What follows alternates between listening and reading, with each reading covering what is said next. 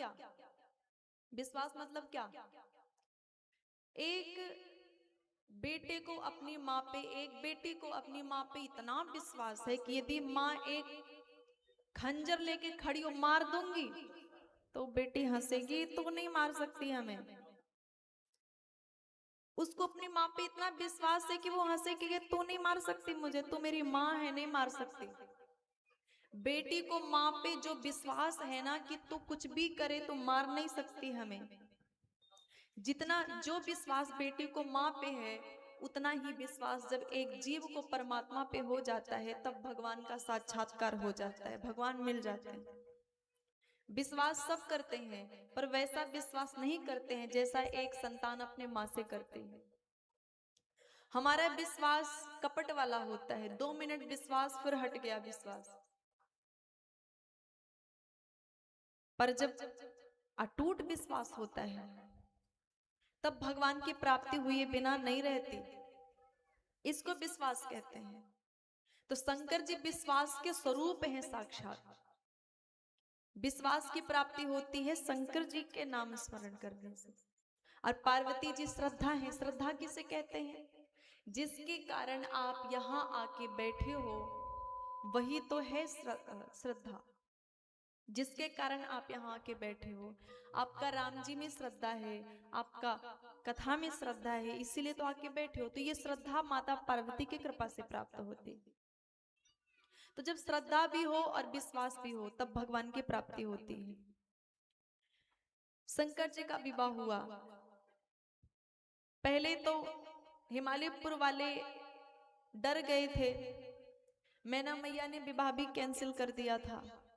लेकिन नारद जी ने जब समझाया, तब माता मैना प्रसन्न हो गई। एक एक विधि प्रारंभ हुई, जैसे अपने यहाँ होता है द्वार पूजा और ये और ये।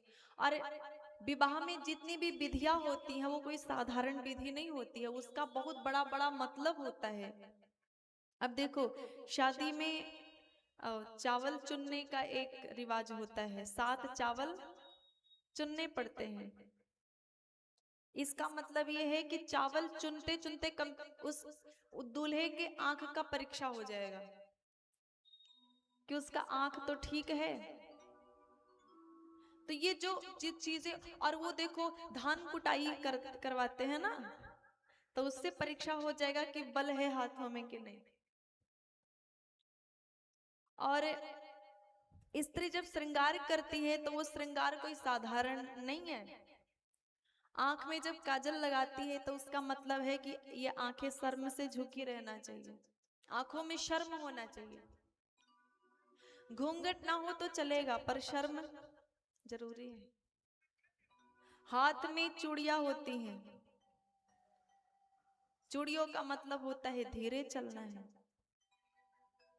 जितने भी श्रृंगार होते हैं ना स्त्री के, हर श्रृंगार का कुछ ना कुछ मतलब होता है।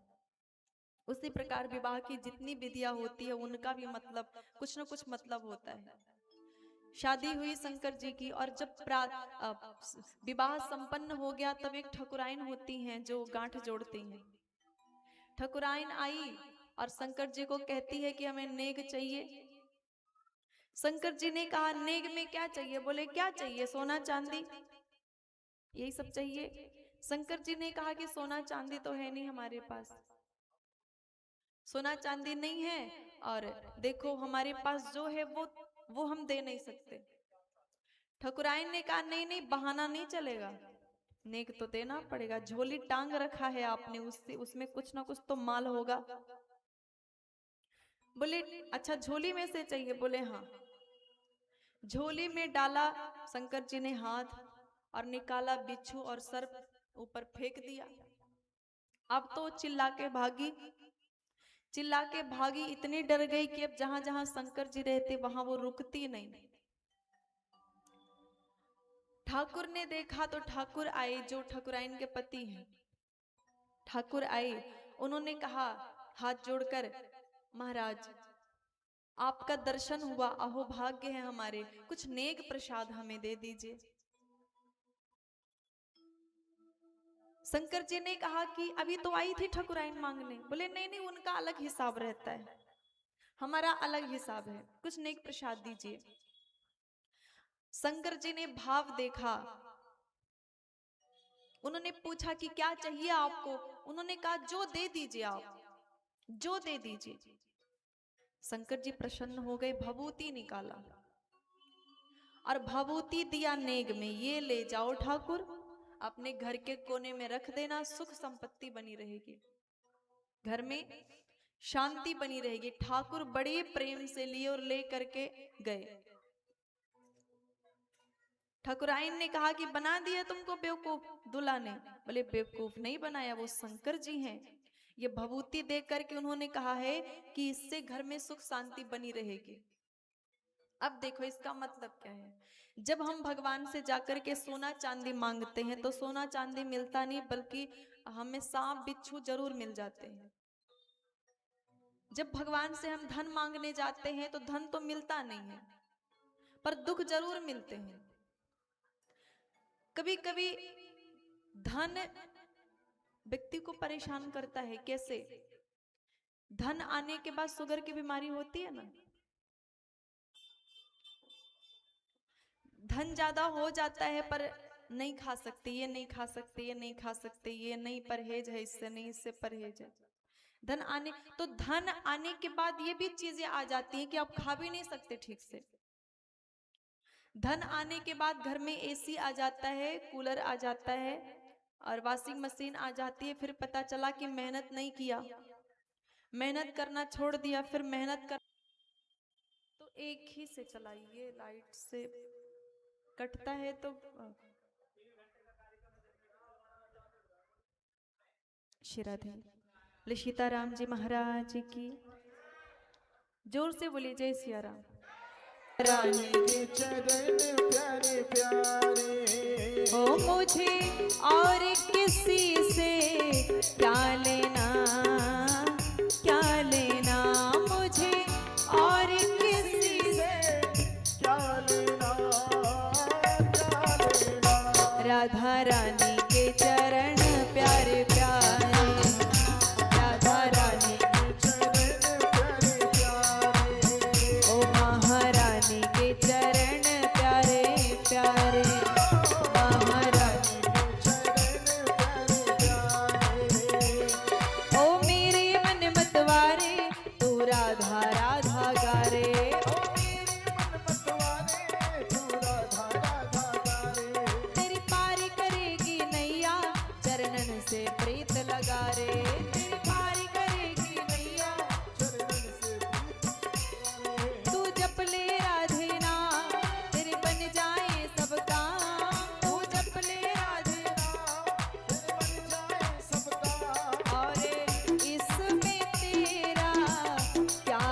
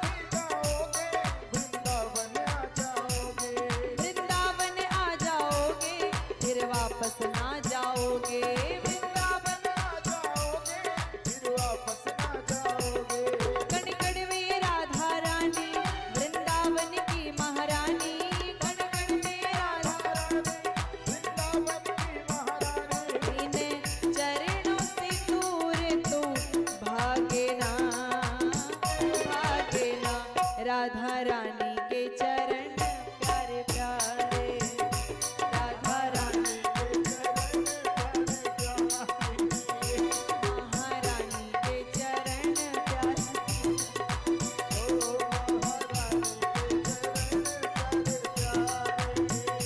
राधा रानी के चरण प्यारे हो मुझे और किसी से क्या लेना, क्या लेना। ओ मुझे और किसी से क्या लेना, क्या लेना। राधा रानी रानी के चरण प्यारे प्यारे, ओ राधा रानी के चरण प्यारे प्यारे, ओ राधा रानी के चरण प्यारे प्यारे। मुझे और किसी से क्या लेना, क्या लेना। मुझे और किसी से क्या लेना, ओ राधा रानी के चरण प्यारे,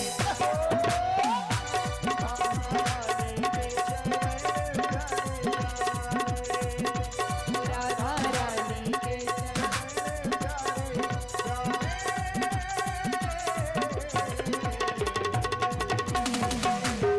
श्री राधा रानी सरकार की, वृंदावन बिहारी लाल की।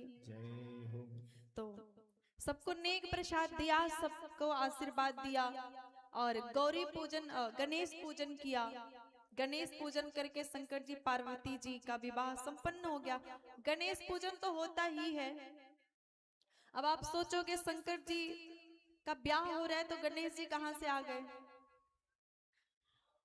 तो बात यह है कि एक पद प्रथम पूज्य का पद बना था। जैसे जब सृष्टि की रचना हो रही थी तो पद बना था, एक रचनाकर्ता का पद, एक पालनकर्ता का पद, एक संहारकर्ता का पद, एक स्वर्ग संभालेगा, ऐसी कुर्सी बनी हुई थी। तो हर कुर्सी पे कोई ना कोई बैठ गया, पर जो प्रथम पूज्य की कुर्सी बनी थी कि ये प्रथम पूज्य कुर्सी है, इस पे जो बैठेगा उसकी पहले पूजा होगी, कोई भी काम होगा तो पहले इनकी पूजा होगी। तो वो कुर्सी खाली थी, उस पे कोई बैठा नहीं था। तो आज भी देखो कथा में पूजा कहीं छोटी मोटी होती है या सत्यनारायण व्रत कथा या बड़ी कोई पूजा होती है तो सुपारी रख के पूजा किया जाता है, सुपारी रख के, क्योंकि जब उस पद पे प्रथम पूज्य के पद पे कोई नहीं बैठा था इसलिए सुपारी के नाम पे गणेश पूजन होता था। लेकिन माता पार्वती ने बाद में उस पद पे अपने पुत्र श्री गणेश जी को बिठा दिया तो उनकी पूजा होने लगी, पर पद तो पहले से ही था, कोई बैठा नहीं था, कोई नहीं बैठा था तो सुपारी की पूजा होती थी। पर बाद में गणेश जी आ गए, माता पार्वती ने उनको बिठाया, पास हो गए परीक्षा में, तो तब से हर जगह श्री गणेशाय नमः प्रथम पूज्य गणेश जी हैं। तो जब गणेश जी नहीं थे तब भी वो पद था, तो पद की ही पूजा की शंकर जी ने और पार्वती जी ने। फिर विदाई होती है उनकी, कैलाश पर्वत पे आए, और जब कैलाश पर्वत पे आते हैं कुछ दिन देवता वहां रहे और उसके बाद अपने अपने धाम को जाते हैं। इस तरह दिन व्यतीत होता जा रहा है। कुछ दिन के बाद तब जन्म्यो सटवदन कुमारा, तारक असुर समर जहि मारा। कुछ समय के बाद कार्तिकेय स्वामी का प्रागट्य हुआ, जिन्होंने तारकासुर का वध किया। ये कार्तिकेय स्वामी कौन है? तो बोले ये कार्तिकेय स्वामी पुरुषार्थ हैं। पुरुषार्थ का मतलब धर्म, अर्थ, काम और मोक्ष, ये पुरुषार्थ हैं। और इस पुरुषार्थ की प्राप्ति हर एक व्यक्ति को करनी चाहिए। यदि इन पुरुषार्थों की प्राप्ति नहीं करी तो जीवन सफल नहीं होता है। जीवन सफल का मतलब क्या? जीवन सफल तभी माना जाता है जब जन्म और मृत्यु के चक्कर से छूट जाए। कोई पाप बन जाता है जीव से, तब उसे जन्म लेना पड़ता है धरती पर, और जब धरती पर जन्म लेकर के पाप का प्रायश्चित करने आता है, पर यहाँ आके वो और पाप कर डालता है। फिर 1000 पाप किए तो अब 1000 जन्म पक्का है कि लेने ही लेने हैं। फिर उस 1000 जन्म में 1 लाख पाप कर दिए, अब 1 लाख जन्म हो गए, फिर अरबों पाप कर दिए, ऐसे चक्कर चलता आ रहा है। तो जब हम जन्म और मृत्यु के चक्कर से छूटते हैं तभी सफल माना जाता है। और जन्म और मृत्यु के चक्कर से छूटने के लिए या कहें कि जीवन सफल बनाने के लिए 4 पुरुषार्थ की आवश्यकता होती है: धर्म, अर्थ, काम और मोक्ष। पहले तो व्यक्ति को धर्म की प्राप्ति करनी चाहिए, धर्म का ज्ञान प्राप्त करना चाहिए। धर्म का ज्ञान मतलब वो पहले ये जाने कि क्या उचित है क्या अनुचित है, क्या सही है क्या गलत है, क्या पाप है और क्या पुण्य है। पहले तो ये जाने व्यक्ति, धर्म का ज्ञान पहले करे। और जब धर्म का ज्ञान हो गया तो दूसरे नंबर पर आता है अर्थ। धर्म, अर्थ। अर्थ माने अब प्रयोजन बनाए कि जीवन में क्या काम करना है। जैसे 10 साल का बच्चा हुआ, 15 साल का हुआ, उसने धर्म सीखा, माता पिता ने संस्कार सिखाया, गुरुदेव ने या फिर स्कूल के टीचर ने या गुरुकुल के जो अध्यापक होते उन्होंने धर्म सिखाया, बताया कि बेटा ये गलत है ये सही है। अब बच्चा समझदार हो गया, तो अब अर्थ यानी पैसे कमाने के लिए वो अब मेहनत करे, लेकिन धर्म को नहीं भूलना है। धर्म जैसा कहता है उसी के अनुरूप काम करना है। अब जब काम भी कर रहा है, पैसे भी कमा रहे हैं, तो तीसरे नंबर पर आता है धर्म, अर्थ, काम। काम यानी अब धर्म की ही आज्ञा लेकर के अब आप सांसारिक चीजों का भी भोग कर सकते हैं। सांसारिक चीजों का मतलब अच्छे घर में भी रह सकते हैं और अच्छी चीजें खा सकते हैं, अच्छी चीजें प्रयोग कर सकते हैं, अच्छे लोगों के साथ रह सकते हैं। तो अच्छे घर में रहना, बड़े घर में रहना, धन ज्यादा इकट्ठा करना पाप नहीं है, अगर धर्म का ज्ञान है तो। जब व्यक्ति को धर्म का ज्ञान होता है तो उसका कोई भी काम फिर खराब नहीं होता, गलत नहीं करता है। अब तीसरे नंबर पर काम आया, मतलब सांसारिक चीजों की भी भोग करे। और चौथे नंबर पर फिर आता है मोक्ष। यदि इस प्रकार का जीवन रहा है तो मोक्ष पक्का होगा। पहले धर्म सीखे, फिर काम करे, मेहनत करे, फिर उस अब जो पैसा कमाए उसको भोगे भी, फिर अंत में मोक्ष होगा। मोक्ष के लिए कोई जरूरी नहीं है कि भजन वन में ही जाना पड़ता है। घर पे रह करके गृहस्थ आश्रम का सुंदर पालन करके भी मोक्ष प्राप्त किया जा सकता है। धर्म का पालन करना पड़ेगा तो मोक्ष जरूर मिलेगा। अब बोलिए जय सिया राम। तो कार्तिकेय स्वामी स्वयं पुरुषार्थ है, जगजान सन्मुख जन्म कर्म प्रताप पुरुषार्थ महा। फिर कुछ समय के बाद प्रागट्य होता है श्री गणेश जी का। ऐसा कई मत है इसके बारे में, अलग अलग मत लोग बताते हैं। पार्वती जी ने मिट्टी से बनाया गणेश जी को, ऐसा भी मत, कई भाव है इसके पीछे। तो गणेश जी भी हुए। इस प्रकार शंकर जी का परिवार बड़ा सुंदर है। शंकर जी का परिवार बहुत सुंदर है, एकदम खुशहाल दाम्पत्य जीवन है, दिव्य दाम्पत्य जीवन। गोस्वामी जी कहते हैं, जगत मात पितु शंभु भवानी तेहि सिंगारो न जाई बखानी। ये शंकर जी और पार्वती जी जगत के माता पिता हैं, इनके श्रृंगार का वर्णन नहीं किया जा सकता। बस इतना समझो कि दिव्य दाम्पत्य जीवन है शंकर जी का, पार्वती जी का। बोलना पड़ेगा जय सिया राम। दाम्पत्य जीवन दिव्य कब बनता है? दाम्पत्य जीवन दिव्य तब बनता है जब पति पत्नी में भी राम कथा सुनाई जाती है, जब पति पत्नी में भी संवाद होता है, तब दाम्पत्य जीवन दिव्य बन जाता है। दिव्य दाम्पत्य जीवन है। एक दिन शंकर जी कमलासन लगा करके बैठे हुए हैं, मुस्कुरा रहे हैं। पार्वती जी ने देखा, पार्वती जी ने सोचा कि आज तो शंकर जी बड़े खुश दिखाई पड़ रहे हैं। और योग्य पत्नी जो चतुर पत्नी होती है वो मौका ही देख के बात करती है। जैसे पति खुश है तो धीरे से कहेगी कि मायके जाना था, जब पार्वती जी ने देखा कि आज शंकर जी प्रसन्न हैं, तो उन्हें अचानक पूर्व जन्म की कथा याद आ गई। पूर्व जन्म की कथा कि किस प्रकार मैंने शंकर जी पे संदेह किया था, राम जी पे संदेह किया था, परीक्षा लेने गई थी, इस कारण शंकर जी ने मेरा त्याग कर दिया था। तो वो बात याद आई, तो उन्होंने सोचा कि जो प्रश्न मेरे में पूर्व जन्म में था वही आज भी है, ठीक नहीं हुआ है।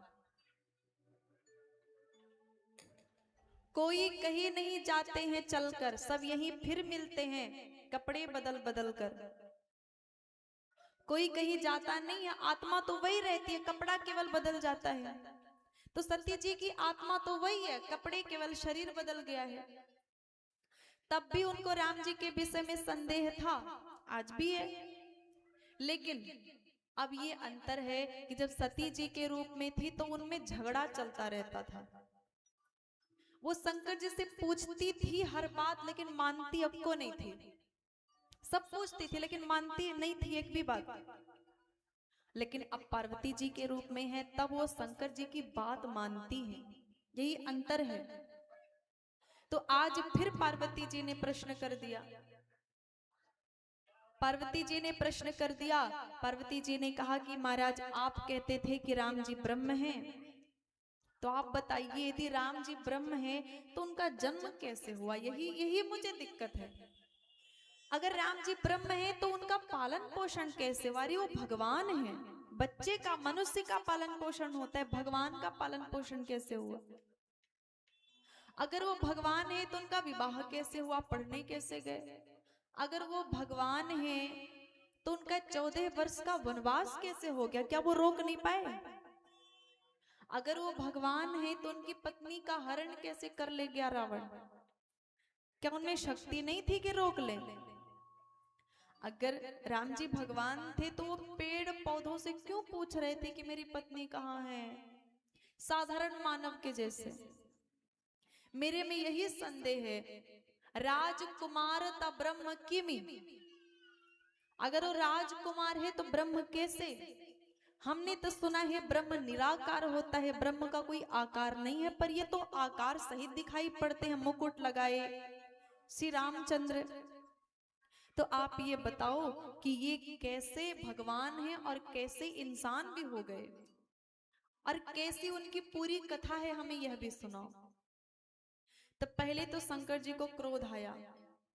शंकर जी ने पहले डांटा। उन्होंने कहा कि आप जैसी बात कर रही है ना, वैसे बात वही लोग करते हैं जो कुटिल होते हैं, कपटी होते हैं। लंपट कुटिल कपटी बिसेखी, सपने हो संत सभा नहीं देखी। ऐसे लोग ऐसी बात करते हैं कि राम भगवान नहीं है। लेकिन आपको क्षमा मिल जाएगा, क्योंकि आपने अज्ञानता बस कहा है, अहंकार बस नहीं, इसलिए कोई बात नहीं। फिर बड़े प्रेम से समझाते हैं, देवी राम ही ब्रह्म है, राम ही ब्रह्म है, राम ही ब्रह्म है, मानो आप इस बात को। फिर प्रेम से समझा रहे हैं, पहले डांट दिया, अब प्रेम से समझा रहे। फिर कहते हैं, देवी अगुण ही सगुण ही नहीं कछु भेदा। अगुण और सगुण में कोई भी भेद नहीं है। जिस प्रकार पानी निराकार होता है, जिस पात्र में डालो उसी का आकार ग्रहण कर लेता है पानी। लेकिन यदि किसी कटोरी में फ्रिज में रख दो तो आकार ग्रहण कर लेता है। पानी तो वही है, पर तब निराकार, अब फ्रिज में पड़ते ही बर्फ बन गया साकार। उसी प्रकार भगवान निराकार भी है और भगवान साकार भी हो जाता है। जब कोई भक्त अपने प्रेम रूपी फ्रिज में उन्हें बसा लेता है, बस वो साकार हो जाते हैं। तो भगवान निराकार ब्रह्म ही भक्त के बस में होकर के साकार हो जाते हैं। आपको संदेह इसमें नहीं करना चाहिए। समझाया, और समझाया तो पार्वती जी मानी भी, और थोड़ा नहीं मानी, इतना मानी कि आंख में आंसू आने लगे। उन्होंने कहा, अच्छा तो निराकार ब्रह्म राम है, ब्रह्म राम बन करके आए। अब तो महाराज हमें उनकी पूरी कथा सुननी है, हमें पूरी कथा सुनाइए उनकी। हमें बताइए कि ब्रह्म कैसे लीला करता रहा होगा, ब्रह्म कैसा दिखता रहा होगा, ब्रह्म उनका विवाह कैसे हुआ, सारी कथा हमें सुनाइए। शंकर जी कथा सुनाने के लिए तैयार होते हैं, बड़े प्रसन्न हुए, सुनाने के लिए तैयार हुए तो पहले कथा का खूब महात्म्य बताया। उन्होंने कहा कि कथा कोई छोटी मोटी चीज नहीं है, कथा छोटी मोटी चीज नहीं है। आप देखो हम कथा सुनाते हैं, आप सबको अच्छा लगता है, पर हमें भी अच्छा लगता है। कथा आप सब नहीं सुन रहे हो खाली, हम भी खुद को कथा सुना रहे हैं। ऐसा बिल्कुल नहीं है कि हम आपको सिखाते हैं कि आप ये गलत करते हो, ये गलत करते हो, ऐसे करो ऐसे करो, तो आपको नहीं सिखाते, हम खुद को भी सिखाते हैं। ये जो वाणी आ रही है ये हमारी थोड़ी न है, ये रामचरितमानस में जो लिखा है वो है। तो रामचरितमानस लिखा हुआ पढ़ रहे हैं हम, समझ लीजिए, तो हम खुद को भी समझा रहे हैं। तो कथा का महत्व बताते हैं। कथा कोई छोटी मोटी चीज नहीं, बहुत बड़ी चीज है।